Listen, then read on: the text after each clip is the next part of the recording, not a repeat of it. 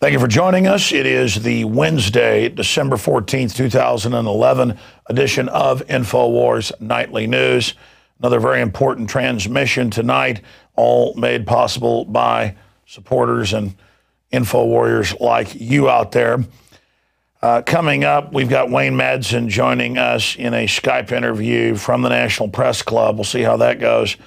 With breaking news concerning Fast and Furious connected to the assassination of a federal judge, the attempted assassination of Congresswoman Giffords.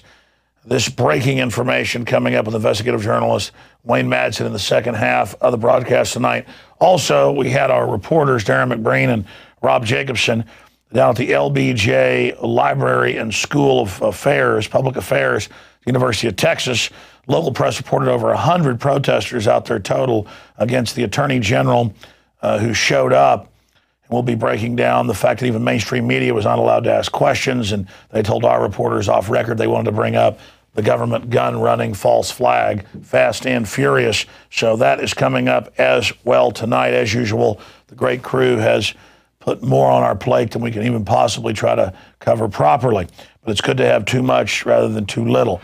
Okay, let's continue with the news here. Top story, Corzine knew. And the Financial Times of London and others are reporting what Infowars.com and Zero Hedge are also reporting. Here's the headline, presenting the 3 unscripted sentences that may have cost John Corzine his freedom. Terry Duffy, the head of the CME Group, formerly the Chicago Mercantile, the big derivatives slash commodities group, he'd been playing along with this for a while, but in testimony, he changed it from his written testimony he'd turned in and instead said, no, I talked to top-level people. Corzine was the CEO. He knew. He took money out of sequestered, segregated accounts, people's private accounts, like bank robbery. And I've told the Justice Department this. So, see, he wasn't playing along with the theater that, oh, Corzine was the CEO. He doesn't know where billions went. And, of course, they knew a month ago J.P. Morgan had gotten it. And, of course, Max Kaiser today made the point that supposedly the head of J.P. Morgan Chase threatened Corzine that he would sleep with the fishes, as a Sicilian saying for having lead shoes or concrete boots, if he didn't basically get those private bank accounts of sub-companies and brokerage accounts that MF Global had taken over. But regardless, it's the first time in modern history in 150 years this has happened on the Chicago Mercantile, or CMT. Here's the clip of Terry Duffy blowing the whistle in a big, big way. And many pundits, including the reporters at the Financial Times, say this may send him to prison like Bernie Madoff. The only question is, will he end up being killed? And they'll say it's suicide like Madoff's son. A few days after Madoff spoke to the press and said all of Wall Street's a Ponzi scheme, they said, shut your mouth, old man. Your son's going to be found hanging. And, of course, he was. So that's another big question here. But let's go ahead and go to that clip. After receiving this information, CME remained at MF Global while MF Global attempted to identify funds that could be transferred into segregation to reduce or eliminate the discrepancy. A CME auditor also participated in a phone call with senior MF Global employees wherein one employee indicated that Mr. Corzine knew about the loans that had made for the customer segregated accounts. CME Group has provided this information, names of these individuals, to the Department of Justice and the CFTC, who are investigating these matters. And that's the problem with having crooks at the Department of Justice, is that if they're already shipping guns into Mexico and blaming the Second Amendment and destabilizing Mexico so there can be a U.S. military invasion, which is now more and more on the front burner, then of course they're going to help Corzine cover up what's going on. After all, he's the big advisor to the president, has $35,000 plate dinners at the White House for him. So, of course, Corzine knew. He was the CEO. I mean, how ridiculous is this? The issue is Terry Duffy will not go down with the ship, so the rats are leaving the sinking ship. That's how we found out about the Justice Department ordering the ATF. When locals blew the whistle on the ATF in Fast and Furious, that's coming up later with the mob boss here in Austin, Eric Holder, they tried to say, well, it was just the ATF did it. And the ATF director said, you ordered me to. Here's all the memos. Don't send me to prison. And that's what these crooks should realize. There's no honor among these thieves. They don't care about each other. They're all a bunch of cutthroats who'd kill their mother for a stick of bubble gum, who'd probably rape their grandmother for $1. Now let's go ahead and go to that same day, same congressional hearing. Corzine says, I knew nothing, as he said at the hearing last week. And he's still got another one scheduled coming up, next week. And don't count on the Congress people saying, hey, the head of the major commodity group that oversaw you, you may have bought off the federal regulator, your old buddy, and having him invested with you from the CFTC, but you didn't control the private regulator. He says you're lying. We'll see if that gets raised next time he's in testimony. But let's go ahead and go to his lie saying he knew nothing. Where is the money from funds that were supposed to be kept separate? Customer money. Mr. Steenkamp, as CFO, where's the money? Senator, unfortunately, I do not know where the money is. Well, who does? I never directed anyone at MF Global to misuse customer funds. So they don't know where it is, and he never directed them to use customer funds that were on their own private accounts. It's totally illegal. It's bank robbery, basically, under federal law. Folks, when you go and deposit a couple $1,000s, a report is sent to the federal government under Know Your Customer, under Patriot Act. $10,000, let's say you sell a car or something, you deposit it or take it out, a suspicious transaction report is filed. The government, via these wires and all the reporting agencies, knows exactly where every red cent, where every silver nickel, where every dime of that money went. And they just sit there playing this game like they don't know because Corzine won't tell them. It's a bunch of buck passing. There's a story here off the site that often has a lot of great information, Zero Hedge, and they're big Wall Street brokers and people that all write under the nom de plume or nom de guerre, Tyler Durgan. And they're saying something that a lot of analysts we've talked to have agreed with, and that is that the collapse of MF Global may have been premeditated, and they set up a shell corporation that bet on the other end and basically took all of that money. And the way they're acting is that's probably what happened here, and that it isn't just money to J.P. Morgan, as they reported part of it went to him, and that this is just a precedent-setting case to see, hell, we're already engaged in so many crimes. Why not just set up shell corporations, make 40-to-1 bets we know we're going to lose? The alternative is he's completely insane, the former head of Goldman Sachs and MF Global, John Corzine, the former New Jersey governor, the big White House advisor to Obama, and thinks he's going to win 40-to-1 bets. I mean, either way, we are certainly in a lot of trouble with these people. Here's another report that just goes into all of this craziness. Bailout paycheck. Realtors double-counted home sales for the last 5 years. In 2011, Forbes 23rd most powerful women in the world. Health and Human Services Secretary Kathleen Sebelius was caught double-counting in the Obamacare budget. Since then, the scandal has been forgotten. Deep sixed, yeah. Or if they do break the law, they should have Congress change the law retroactively. It'd be like Congress saying you can murder people. But Kathleen Sebelius, Obamacare, double counting, no one told me about it. And it goes on to report here out of this news outfit that they had reported it. Now we're hearing about bailout payback. Realtors double counted home sales for 5 years. CNBC says data on sales of previously owned U.S. homes in 2007 through October this year will be revised down next week because of double counting, indicating a much weaker housing market than previously thought. The National Association of Realtors said the benchmark exercise had revealed that some properties were listed more than once, and in some instances, new home sales were also captured. Folks, it's fraud top to bottom. The real unemployment rate's 22% or higher, 30+% in California. They say it's 9%. They just lie incessantly. So yes, 2 + 2 does equal 5 or 10 or whatever they say it does. Continuing, a Connecticut mayor, and this is a big Justice Department move. It's why Eric Holder was here in Austin last night pushing UN oversight of our elections, says that illegals should be able to vote. Okay, let me ask a question. Can I go to Cuba or Mexico or Russia or China and say, hi, I'm here illegally, I want to vote? Or can I go to Mexico and get free tuition or in-state tuition, like Mexico gets, but U.S. citizens don't get in Texas and most other states? Can I go there and get a free lunch program like the illegal children do in this country? I mean, the country's going bankrupt. Again, the issue here is that this is total and complete absolute hypocrisy and is part of a plan of those that want people who are dependent on government who will vote for gun control and other things that aren't popular. And that's the big danger here. And we've got other mayors and people, you know, just saying we shouldn't even have IDs to vote. I mean, can't you see what's going on here? There is 6,700,000,000 people that want to come into this country. Of course, they won't for long, as we're going to implode like all the other nations.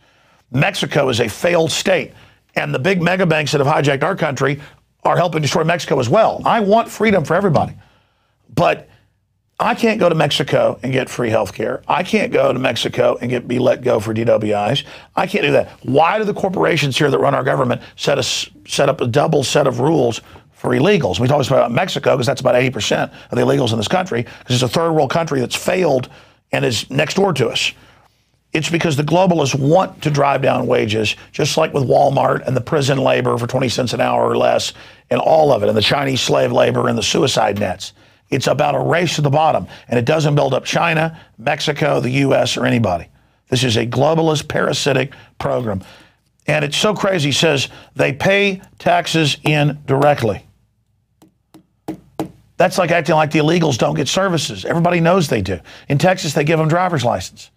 And Perry says, hey, if you're from Oklahoma or Tennessee or California, you come to Texas and you're a U.S. citizen, regardless what color you are, you don't get in-state tuition, which is about half on average. I looked up the UT numbers, it's more than double. But if you're an illegal, you do. And it's wrong. You know, when I cut my finger off, it was dangling by a piece of skin, helping people who had a broken down boat in the lake. Because I'm an evil racist. It was a bunch of Arabs out there, couldn't speak English. Their boat was smoking, halfway on fire. I jumped in, climbed up, big wave hit, slipped off. My hand got caught, cut my finger off. Point is, I climbed back in the boat with Kevin Booth. We've been water skiing, drove back, get to the hospital, the only emergency room open, go in there, and I got an insurance card. And they're going, well, sir, we got to wait while the illegals were just let in. I said, you're not processing them. They said, well, that's city policy. And I was just like, But I started throwing a fit in there, saying, I'm going to sue you, I'm going to do this and that, because I knew my dad showed up and said, yeah, you better get that attached quick. Again, I've experienced it. I am not a third-class citizen. The cops pulled me over, want to search my car, and I talked to the state police guy, and I said, if I was illegal, you'd let me go. If I was even drunk, and he goes, yeah, that's true, but I don't want to talk about it. Again, why is that? Because the globalists want to bring down all three of the countries. They want to bring everybody in, get everybody in a big fight with each other. That's why the public schools teach, and they have multiculturalism, that people come here aren't Americans. That's why they have this Pledge of Allegiance to the Mexican flag that I covered last month in South Texas. It's to get everybody at each other's throats so they can destroy all of our countries. And it's time people wake up. It's time people understand this. Could we legalize 30 million illegal aliens? We probably could if they weren't being brainwashed by the public schools and the system to basically be a bunch of communists. Because the globalists and the think tanks have sold in Africa, Latin America, Asia, and the Middle East that rebellion against the West and corrupt banks is communism. That way they control the revolution. They want communism. So if you want to lose your guns, and you want to lose your wages, you want the country to implode like Mexico, sit there and just say all day, let's have open borders. And continuing here, the Catholic bishops come out, the 33 Hispanic bishops, and say that it's mean and you don't have a big heart. It's a talking point, like Rick Perry. You think Rick Perry's a good guy? That you've got to be for total legalization and that people are mean to immigrants. The United States has the most open immigrant policies in the world, okay? The most open in the world. I can't go to Mexico. Mexico has some of the most draconian regulations in the world. Again, I'm tired of the hypocrisy. And why does Mexico have that? I'm not saying it's even good how draconian they are. It's because they've got 600, 700 million people who want to pour across their border because, believe it or not, Mexico is even better than some of those countries. I mean, what do you do when 1 million Guatemalans want to come across? And Mexico's not stupid. They know Guatemala's highly nationalistic, like any country would be, and is going to keep their own culture. The point is, that's what's going on here. And I saw these clips. They said Catholics that aren't basically for open borders, you know, are unfaithful. And they call Jesus is a migrant and all this stuff. Folks, this is a Ford Foundation plan. It's public. You can read it, to break this country up, not for Mexico. And that's the thing people have to understand. This isn't some La Infosora reconquering invasion thing like a lot of the Mexican radio stations are named and stuff. It's fun and cute and everything, okay? America has been conquered by foreign banks, okay? America was never perfect, but America doesn't even exist anymore. All we've got is the Bill of Rights and Constitution, and that's slipping away. And we're going to be probably worse than Mexico.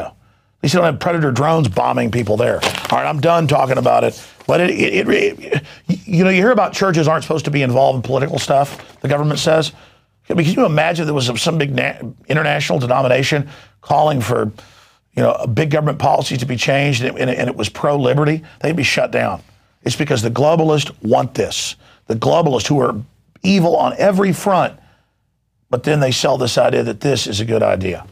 Again, read the SPP documents the Judicial Watch student got 4 years ago. Continuing, in Iowa, Paul closes in within 1 point of frontrunner Gingrich. In some polls, he is actually above him or tied with him. Gingrich's favorable rating has declined 19 points among Iowans since last week because they actually found out who he is. See, knowledge is power. Oh, by the way, Newt Gingrich wants open borders again. Not because he's a touchy-feely guy. He's an absolute tyrant, but because he wants to drive down wages and implode this country. You don't lift poor countries up by lowering your standards. That's been proven through major economic studies. Of course, look at NAFTA and GATT. Al Gore said it was going to be great. Look what it's done to us. Was it great? Mexico's losing most of its jobs to China because China is the bottom, because the Chinese people are absolute slaves. They're good, hardworking people, and nobody's going to compete with them, folks. Nobody can. They'll dump pure toxic waste right in the river their own kids drink because the government says so. Well, we got more environmental regulations piled on us where our power plants can't even produce carbon dioxide, plants breathe. No one is going to compete with China. It's the globalist plan. They got 1 billion people that nobody can compete with by the plan. People criticize China and say we should put tariffs on to make it fair and make them pay their people more. They say, oh, you're anti-Chinese. They play that game, ladies and gentlemen. They play that game with people, and everybody's like, oh, I'm polite, I'm not racist, okay, take my rights. All right, continuing here, in New Hampshire, Romney's still 33, Gingrich 22, Paul 18, if you believe that.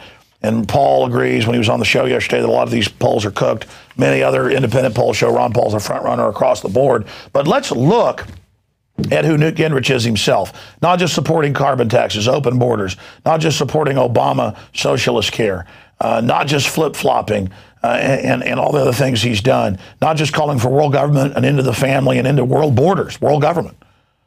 Newt Gingrich has said in speeches and in discussions and has proposed, this is being reported on by Politico and a bunch of other politics, Huffington Post as well, quote, the death penalty for marijuana, for possession of marijuana above a certain quantity of marijuana, and yet he is among 100 million Americans who smoke marijuana, MSNBC also reported. Yeah, that's Gary Johnson, who we've interviewed, the former governor in New Mexico, and Republican candidate, who's being completely ignored. And yeah, Newt Gingrich is for the total drug war. He's not stupid. He knows the government ships most of it in. He wants to kill you if you smoke marijuana. I mean, that is kooky. That is crazy. That is dangerous. And he calls Ron Paul a kook. I've seen him on the TV for being for the decriminalization. So you don't end up going to jail or having to pay thousands of dollars because at some illegal checkpoint they found some marijuana you have that George Washington smoked. Again, this is the crud. Remember, he wants to kill you if you smoke marijuana. You can't make that up. And then he's an admitted pot smoker in the past. I mean, that just shows you how unbelievably wicked Newt Gingrich is. Now, I have covered Newt and Chong, the hypocrite. We're going to go to break and come back with Wayne Madsen. But first, I want to get to, and we'll roll some of the video before I go to it, this footage that we shot, that Darren McBreen and Rob Jacobson shot. They went down last night to Eric Holder, who I've been talking about, the admitted perjurer before Congress, the admitted person who has been caught shipping guns into Mexico to then blame the Second Amendment, the guy who was intimately involved, the cover-up of what really happened in Oklahoma City. His emails have been made public when he was Deputy Attorney General. This is the guy who's protecting MF Global. This is the guy who knew full well that Corzine did take the money, as you just saw, as the head of the CMT broke down. He came to the LBJ School of Public Affairs at the LBJ Library and Museum and was met by this simpering little pomp and was enrolled in a big motorcade like he's an important person. I guess he is a front man for the mafia, so I guess he is. And he's got his little glamour shot there. And he was pushing UN oversight of our elections and basically having the illegals vote. And then it's a checkmate. The banks bring in foreign population, give them chicken feed handouts if they vote to let them rob everything blind, and then we implode like every other third world country. And mission complete, the elites live in armored fortresses, and we're down here, drinking muddy water, sewer water with our kids dying. And we'll be there soon. All of you that aren't sophisticated enough to figure this out, you want it, you got it. So we'll go ahead and go to this report and then come back from break and get to the incredible interview with Wayne Madsen of the Wayne Madsen Report. Please stay with us. Fast and the Furious under the ATF Phoenix, hundreds of guns leaked out, given to Mexican drug cartels on watchful eyes of cameras, recorded by the ATF on video for 2 years. And under the watch, Eric Holder, he was informed about it. It's on public record video, him admitting that he knew about the Operation Fast and the Furious. And 2 years later, here we go, and the scandal's broken all across the major news networks, and it's really a shame. You have sheriffs and people in the House, Congress calling for Eric Holder to resign. And today we're here at the LBJ Library, University of Texas, where Eric Holder was speaking today. And there was a bigger protest earlier for a different reason, Eric Holder, and we're here to protest the false flag of Fast and the Furious. And we may not be here in huge numbers, but we are representing thousands. Literally, each one of us, there are thousands of people across the world that are against this, and we're here standing for you. I think it's really sad that a border agent got killed, and that it seems like the Freedom of Information Act should have been responded to a lot quicker, a lot better, a lot more full. And I think there's a lot of things that are still being hidden. Sending a bunch of guns to Mexican drug cartels in order to set up an attack on the Second Amendment.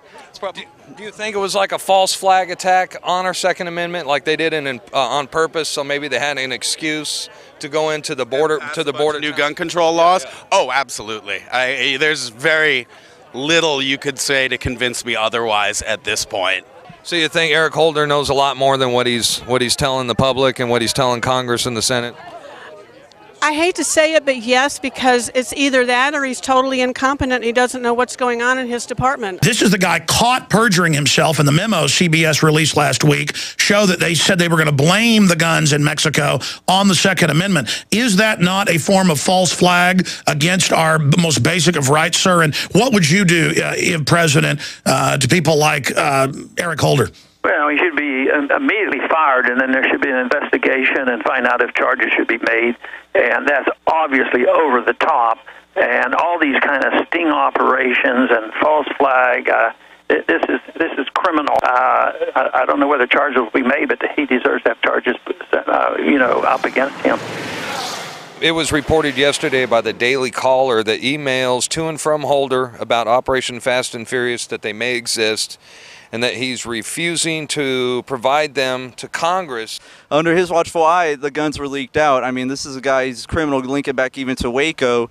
Ladies and gentlemen should look into that. And also Ruby Ridge. Yes, Ruby Ridge. Yep. And I mean, this is a guy on record. I mean, a lot of these guys are on the record for committing things that an ordinary citizen would be thrown in jail really quick. But for some reason, these people in a position of authority can get away with this, even when their peers are asking them to resign. We've got students of law here is saying that, like, okay, he's a prominent figure in law enforcement and we're honored to have him here today to speak to the law students. bunch of BS because he does not represent good law. You're busted, man. We all know about Operation Fast and the Furious and the repercussions of that. You're exposed. The light's on you, and this isn't going to go away.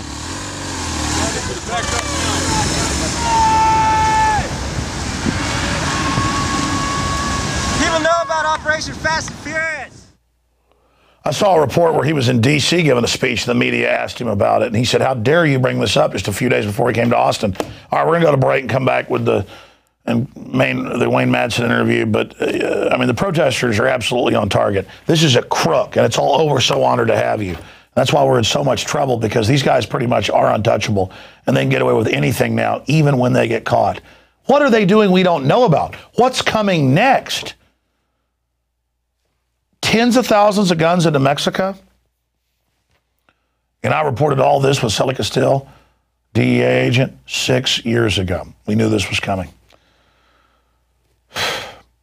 But you can't get the American people involved. You can't get the Mexican people involved, because all the big media and all the big think tanks control all the groups and have everybody too busy fighting with each other than to ever realize we have a criminal ruling class over the entire globe. It's called globalism. It's called a new world order.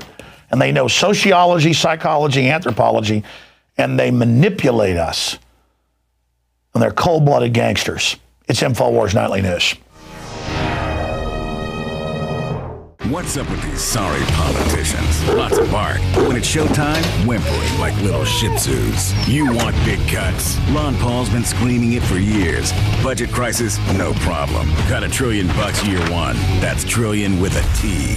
Department of Education? Gone. Interior, Energy, HUD, Commerce? Gone. Later, bureaucrats. That's how Ron Paul rolls. Want to drain the swamp? Ron Paul. Do it. I'm Ron Paul, and I approve this message. If you believe in this information and want to support its viral spread, go to the Infowars store at Infowars.com. We've got the new G.I. Joe Infowars t-shirts. We've got the incredible Pro Pure gravity-fed filters available at Infowars.com in the store. We've got a new DVD, Scientists Under Attack, the Don't Tread on Me flag. We've got all sorts of different bumper stickers to help spread the rebellion virally. It's all there. Wristbands, citizen rule books in every order. Order online at Infowars.com today. The water filters, the canteens. It's all there. Infowars.com.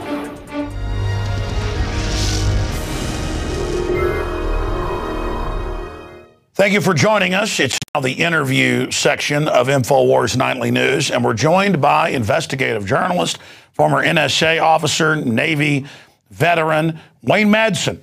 And I like to introduce Wayne this way because I always get a chuckle out of it. Watching C-SPAN, if there's some important national security meeting going on, or even some arcane thing happening, you'll see him in the first or second row scribbling notes. And he has just broken so many stories on this show over the years. He has traveled all over the world, Libya when it's being bombed, and Indonesia investigating the birth certificate. You name it, he does it. And I remember seeing some evidence to this when it happened, the Gifford shooting with the Tucson event. But now he's gotten some really interesting information that integrates into Fast and Furious and why they wanted to kill the judge and Giffords. But the judge was the real target. And the headline is, the CIA cannot survive without its drug running and child trafficking. And if you're a new viewer, it's on record. DynCorp, Halliburton, the CIA have giant white slavery running rings. And people always email me saying, what about black slaves? Folks, white slavery means sex slavery if you're a new viewer or publicly educated like I was, and including children. So there's a real race to the bottom in corruption where even people involved in moderate corruption can't blow the whistle on the worst stuff in the world because they will be compromised as well. So that this is why tyranny tends to accelerate, as we're now seeing here in America with the National Defense Authorization Act, secret arrest of citizens, torture is great, drones, tracking ranchers is wonderful. It's because tyranny is here. And joining us with the inside intel is Wayne Madsen of WayneMadsenReport.com. Wayne, from the National Press Club, they're in their media center. Wayne, break it down, and thank you for sharing this with us. Well, I have been in touch with a person that I've known for a few years now who has been a confidential informant for both the FBI and the Drug Enforcement Administration. And he contacted me recently to let me know that he was actually in communication, in meetings with Judge Rohl and Congresswoman Gifford in 2009 about the tremendous amount of weapons that were going across the Arizona-Mexico border, and specifically in an area that had been under the personal protection of then Governor Janet Napolitano, and that protection for the zone continued after Napolitano became the Homeland Security Secretary under Obama. There were so many weapons available in that zone that he knew about an individual who found a new AK-47 in a wash, and went to the authorities, federal authorities, said, hey, I found this AK-47. They said, there's so many out there, we know, why don't you just keep it? But it's clear that just like we saw under with the Iran-Contra situation, we're back into it. The target this time isn't Nicaragua. The target is Mexico, and it's to destabilize Mexico. So these weapons were going to Los Zetas and the Sinaloa cartel so they can have at each other, you know, chop off a few heads of some journalists, nosy journalists, which they've done, and other people, politicians. I mean, the Interior Minister of Mexico went down in a crash. That's still unexplained. Took out his entire entourage. But we know that Hillary Clinton has said in the past that she foresees the possibility of U.S. troops being deployed to Mexico. And I think this is just how this thing's going to play out. We're going to just inundate the country with weapons. The drugs are coming out of there to feed the coffers of the CIA, just like the drugs. I mean, I remember being in email communication with Gary Webb, who they destroyed his journalistic career because he wrote about the influx of drugs into Los Angeles, courtesy of the Central Intelligence Agency. But nothing has changed. And obviously, Giffords, Judge Rohl, and a third person was mentioned to me, a Republican who represents West Texas, specifically the Midland area. Mike Conaway was also interested in investigating this whole operation, and apparently he's so fearful of his life right now, he's not even talking to anybody. Well, let's expand on that. From my own deep research, everything you're saying fits. We know that Arizona was the main conduit. We know sheriffs in West Texas and New Mexico and Arizona were involved as conduits as well, and many have gone to prison. We know that it wasn't just gun shops allowed to sell the guns, that it was 18-wheelers into Mexico. We know it was a destabilization operation to keep drug prices up, but to also blame the Second Amendment, and CBS has now gotten those emails. But Celly Castile, who is still in federal prison, no criminal record, Vietnam veteran, DEA agent, he came on my show 6 years ago and he said, in Arizona, in New Mexico, in South Texas, they're training Los Zetas who were trained at Fort Benning, Georgia. They tried to hire me, he said. And again, this was when none of this was even happening yet. And I knew he was a credible guy. He worked with Gary Webb, one of his main sources on that Pulitzer Prize, but still it was shocking. He said they're going to elect Calderon. This is a year before. There's going to be a total implosion. There's going to be a giant war, and the CIA's funding the major cartels to kill each other, to jack up prices. Then that'll be used for a North American merger. Now all of this is public. Now, he likes to sell his book at gun shows, Powder Burn. It's out of print now. They kept begging him, sell us a shotgun, just like Randy Weaver. He sells a shotgun to what turns out to be an informant, legally, a private sale, needed some money. He's a school teacher at the time, selling off some of his gun collection. They bust him, send him to prison, and told him, you should have shut up about this, but he gets out sometime next year. But the issue here is, this is going on. And you look at the whole shooter, what was witnessed by others, clearly it's some kind of hit. And we now know there were investigations from county reports in Arizona by different state officials and federal. So this fits into it. I mean, this is so big now that Fast and Furious has come out that it was a false flag on the domestic front. And your source reaching out to you. I mean, this is big news, Wayne. Give us any other tidbits you can and where you see all of this going. You know, the source actually met Judge Roll and Congresswoman Giffords in 2009 at a restaurant in North Phoenix. And, you know, the question is, why is a federal judge, the chief judge for the District of Arizona, and a congresswoman, why are they working together? And what I gather is this, as you say, this is such an enormous problem in Arizona and the other border states. Why wouldn't a U.S. judge who obviously was very concerned about what's going on there be working with Giffords, by the way, was a big, and she was carrying on a huge investigation of the drug and weapons smuggling. So she was and she was a pro-Second Amendment Democrat, something that the Democrats don't like. That's right. And of course, West Texas, why would a congressman there be interested?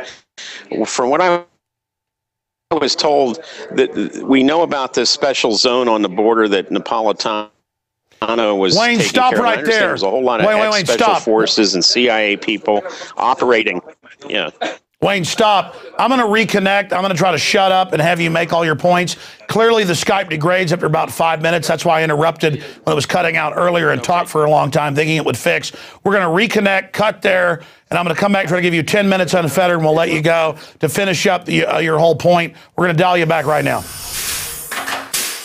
Okay, Wayne, your Skype was breaking up a bit as you join us via your iPhone. Love the Star Trek technology. But continue. How big an issue is this? You were getting to the point that Judge Roll was meeting at restaurants with people, clearly showing that he knew people above him were compromised, and he was trying to do investigations himself, kind of like the MF Global thing. Now we're the head of the big commodities group, told Congress, hey, I've already gone to the Justice Department. Corzine knows where the money is. You know, actually, he spilt his guts. He had a prepared testimony that he put out so the mafia wouldn't kill him, going along with the lie. But once he got in front of the cameras, he spilt his guts. I mean, it's the same thing. Please continue. Well, I think the fact is we had a Republican-appointed federal judge, Judge Roll, working with a Democratic Congresswoman, Giffords, and a Republican who represents Midland, Texas, which is, by the way, that's George H.W. Bush's old hometown. So the mere fact is that these individuals must have known this is such an endemic problem. They decided to, you know, throw caution to the wind. Who cares about the separation between the legislative and judicial branch? Let's do what's best for the country. However, Judge Roll paid with his life, and Congresswoman Giffords has been incapacitated very severely. I mean, the message was received, I believe, and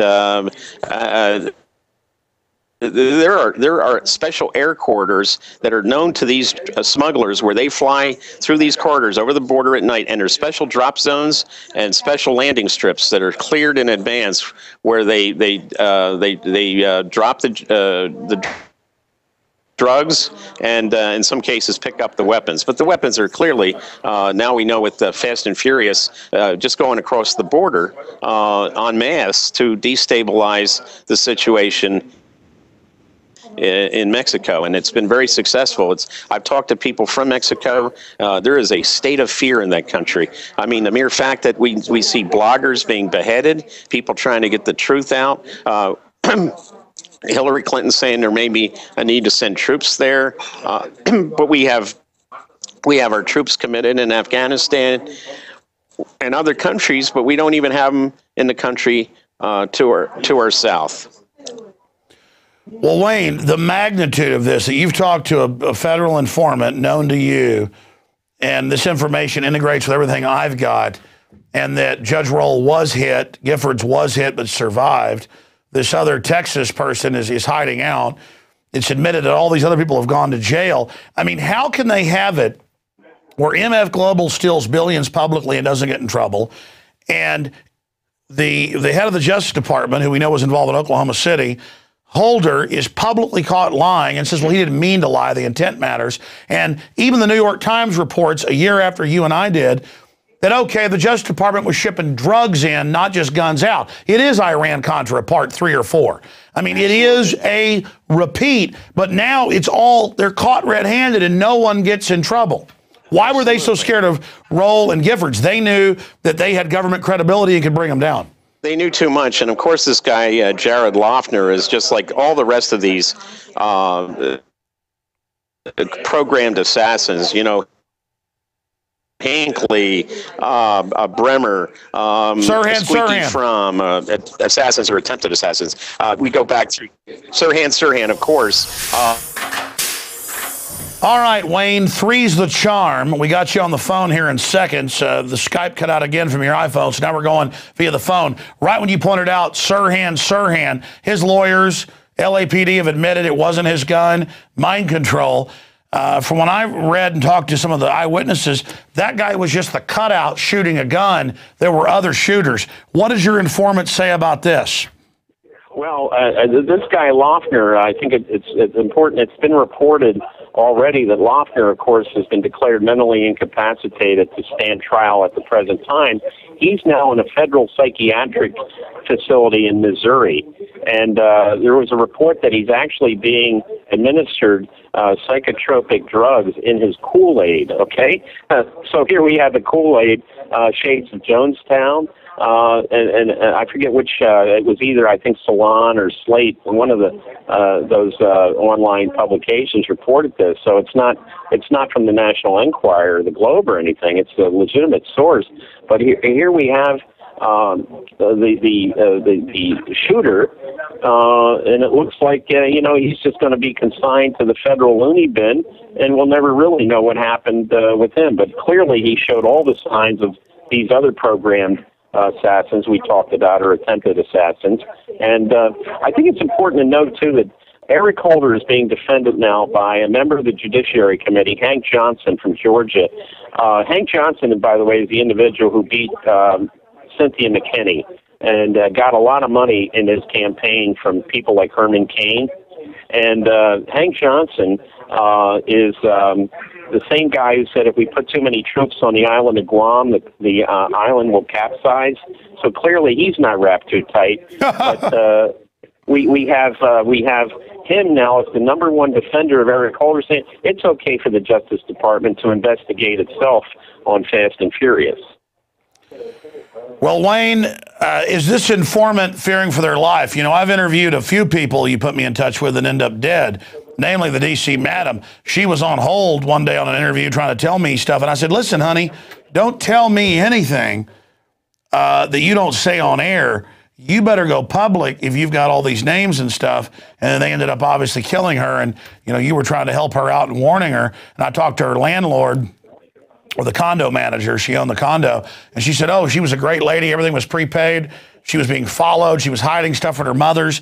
He sent me her lease agreement and letters. The letter wasn't even in the same hand. Not even a handwriting expert, you know, could figure this out. It was a totally different hand. Just amazing that this is going on. Are you worried? Is your informant worried? I mean, if this Texas politician's worried, this is big news. I mean, we know there's that weapons conduit right there, and we know Napolitano's a gangster. We know Holder's a gangster. We know that Holder said a month ago, don't investigate Fast and Furious. Bush was involved pre-Obama, which is true. This is an ongoing program. Yeah. Well, my informant has been threatened before. I mean, he's he's not new to this game, and so he's of course taking the precautions. But him being threatened, he's seen that happen before. But obviously, the mere fact that we had this happen to a sitting member of Congress and the chief judge for the District of Arizona. A Bush appointee, I would add. I mean, it just goes to show that it doesn't matter what party you're in. If you start asking the wrong questions, you're putting yourself in danger. And certainly these two individuals did. And there's a third congressman who's clearly fearful for his safety now. Specifically, Mike Conway, your informant said that he was involved researching this and that he's in hiding, basically?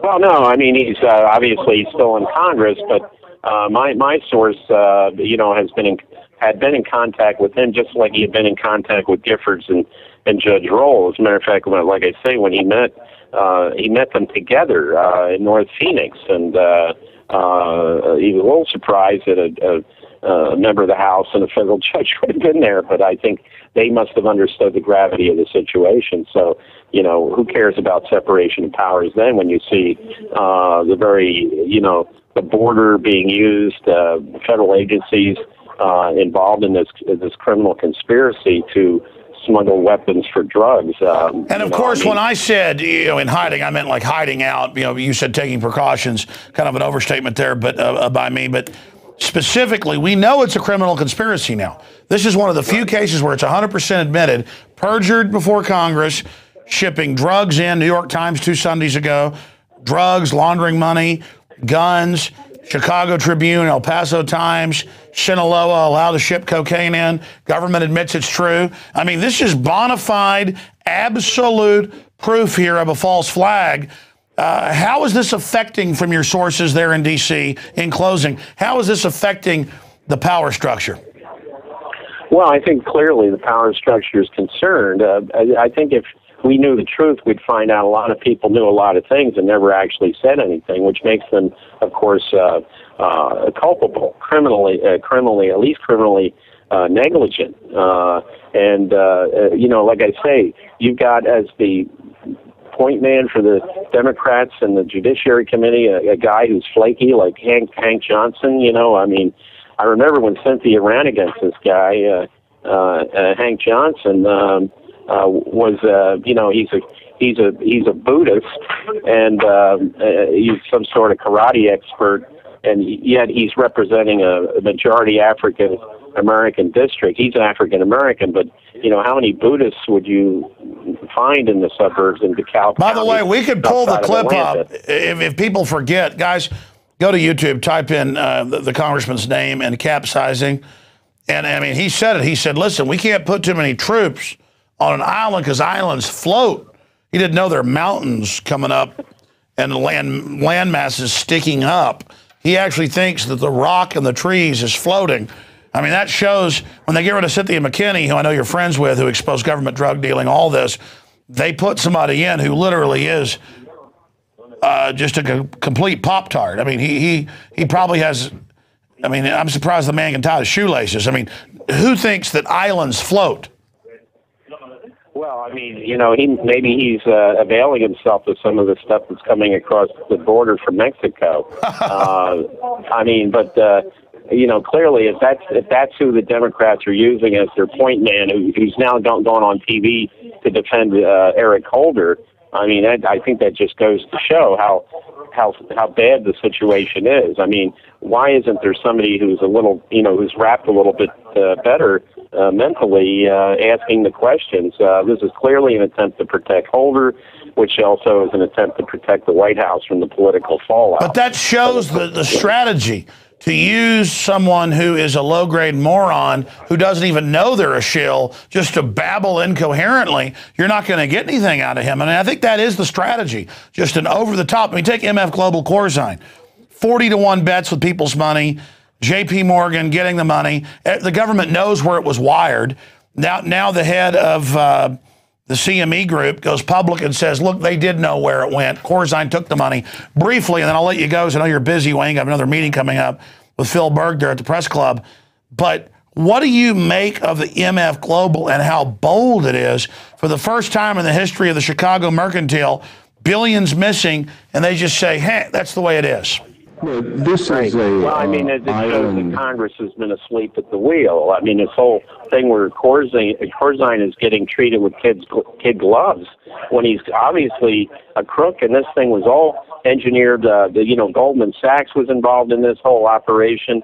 This was, you know, basically betting all these people's money on a big in a big gambling casino on the futures of these various European economies, which have all gone basically bankrupt. And you know, look, even on Darrell Issas, but you know, he's the chairman of the government oversight committee. I mean, again, here's a guy who's problematic. He won't ask the right questions because he's got his own political agenda.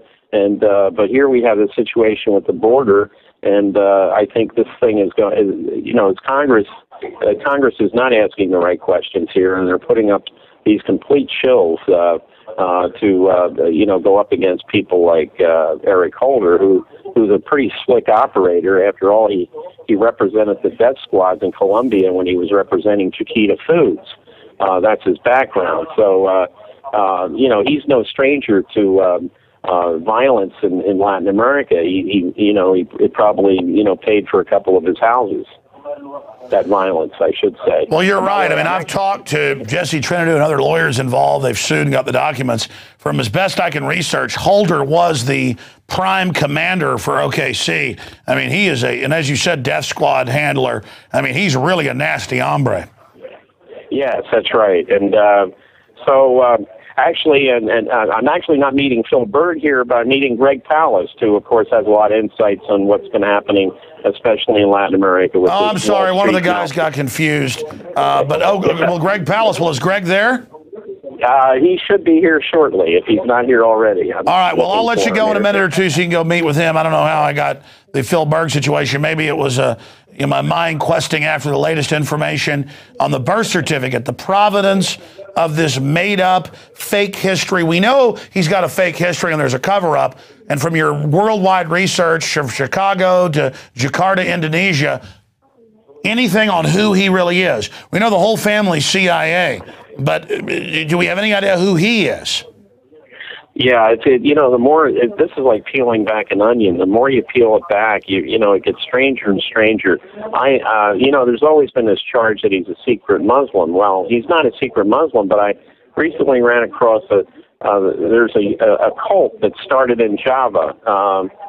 It's called the Subud movement. It started in basically many years ago, but it gained a lot of adherents in the 60s when Obama's mother was working there, and it became one of these New Age cult movements. But there's clearly links between this movement and the CIA. As a matter of fact, the guy, Bob Pock was his name, the man who founded it. He died in the 1980s. But Bob Pock was very much in league with the people who overthrew President Sukarno in that CIA coup. They're very anti-communist. And where do they get all their money? This is a worldwide religious movement now, and it's like I say, it's one of these New Age cults, and we know about them. The CIA loves to take those cults under their wing, and we've been talking about mind control stuff, and I found links between the Subud sect and the Tavistock Institute in London, which has been directly linked to parapsychology and mind control operations. By the way, Wayne, as you know, in the last 5 years, Wired Magazine and others have admitted, especially with Afghan troops that engage in massacres and things, they're giving them amnesics now and tucking them into weird research facilities for up to a month after these events. They're now kind of publicly admitting and psychologically inoculating everybody that they're engaged in mind control publicly. What the head of the Army's Future Society, Mr. Marshall, says that it's not what weapons we have, but what drugs we're on. But I think the ruling elite, in fact, I think they're taking, as you said, some of their own stuff.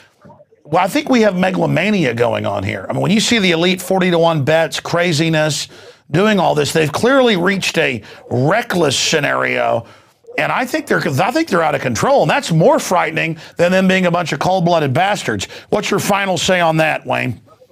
Well, my thought is, and I'm working on this book on Obama and his family's links with the CIA, and it would not surprise me that if he were a member of the Subud cult, I think his mother certainly was. All of her friends seem to have been involved with them.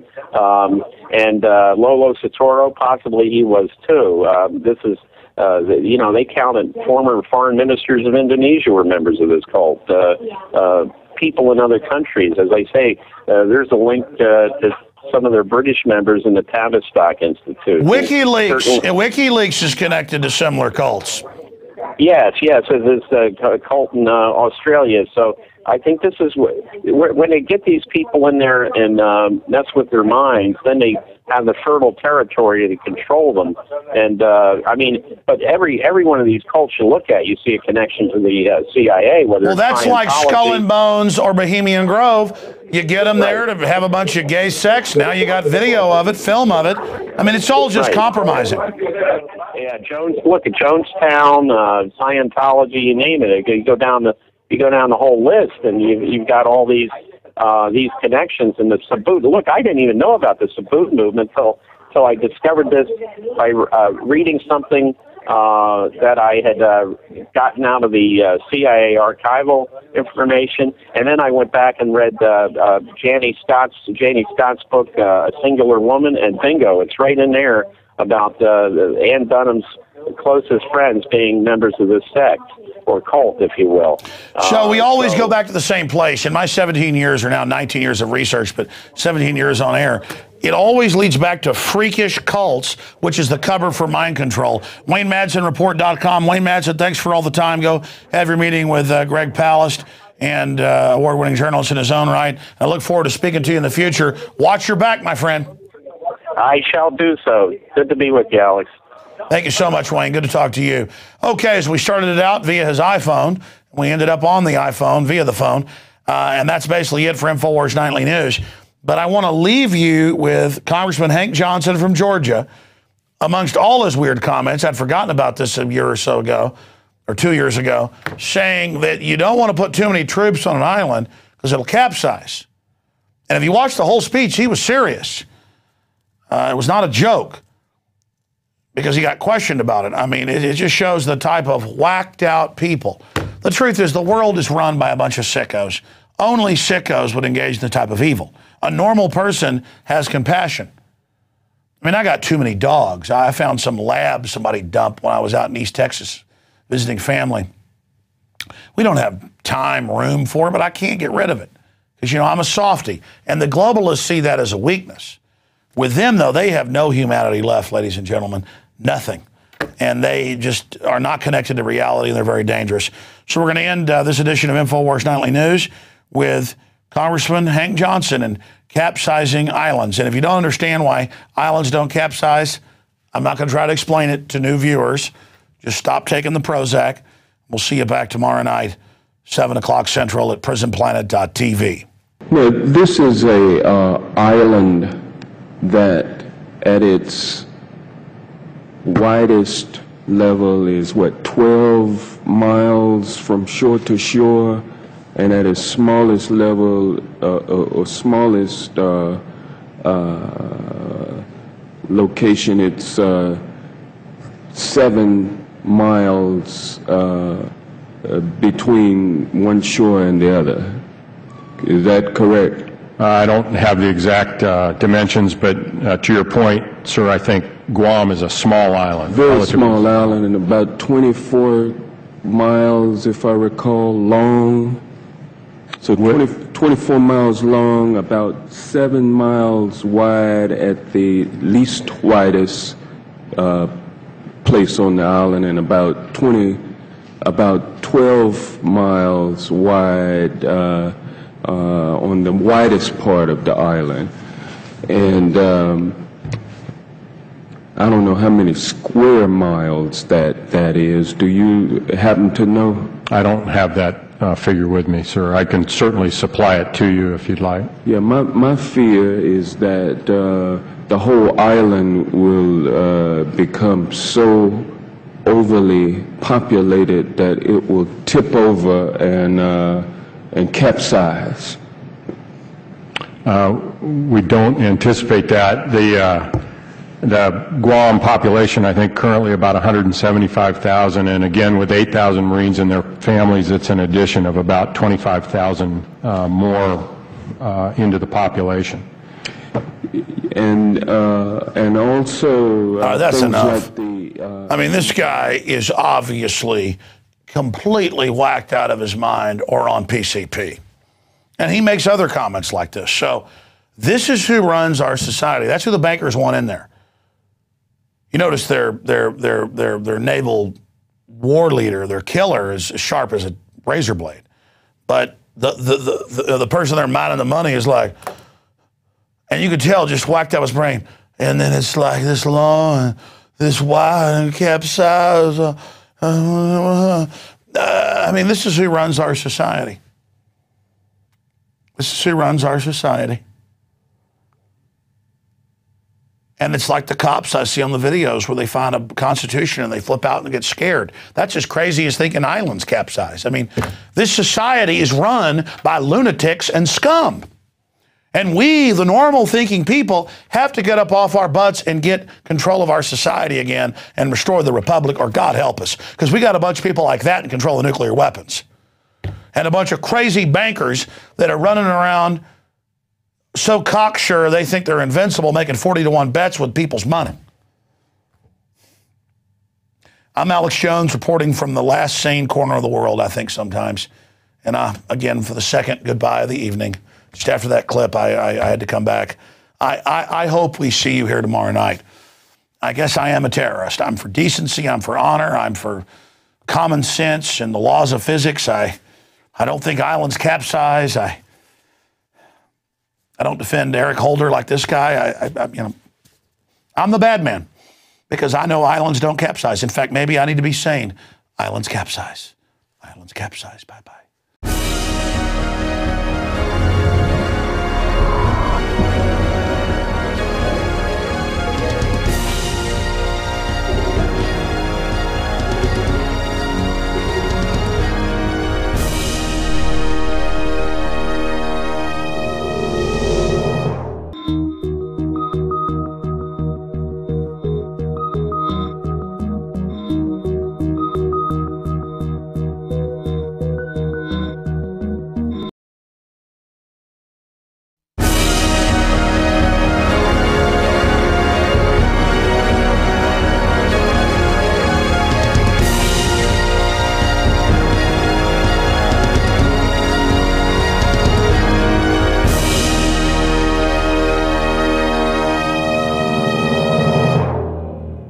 Thank you for joining us. It is the Wednesday, December 14th, 2011 edition of Infowars Nightly News.